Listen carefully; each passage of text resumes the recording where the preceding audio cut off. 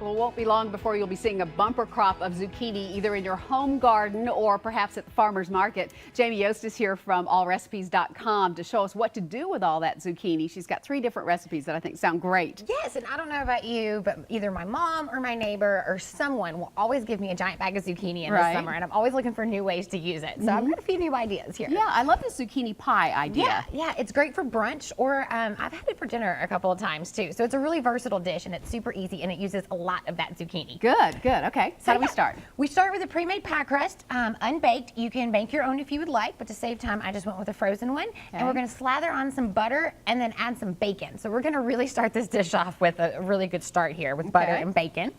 Can't go wrong there. I know. And while you do that, this is the secret to this recipe, is you're just going to throw it all in a blender. So you have about 4 cups of diced zucchini, and they don't have to be real even because you're just going to chop it all up in the blender. Okay. And so you put that in there, whoops, and then I'm going to add 4 eggs. So it's kind of like a quiche. Sure, yeah. So add all of that in there, put in some cream, and then this is where you can kind of play with it. Since it is a quiche, it is a little more versatile. I'm going to add some onion salt. You could also do onion powder and just plain salt. Yeah, I don't have onion salt in my pantry. That's one of the few things I don't have. So you could just do onion powder and just regular salt if you want. Good. And then some marjoram, and if you don't have marjoram, that's kind of I know I didn't have it when I started making this recipe. Oregano is a really good substitute for that. So, great. And you know, if you've got fresh parsley or whatever, if you've got zucchini in your garden, maybe you've got some fresh herbs too. So feel free to throw all that in there and make it your own. And then I just give it, well. Are we plugged in?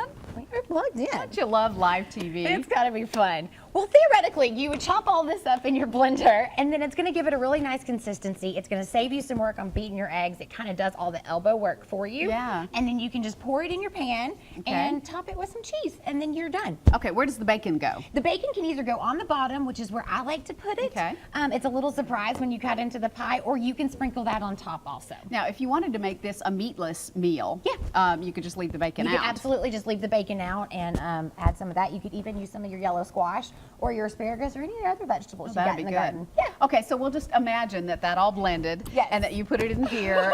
You've topped it with cheese, and you're baking it for how long?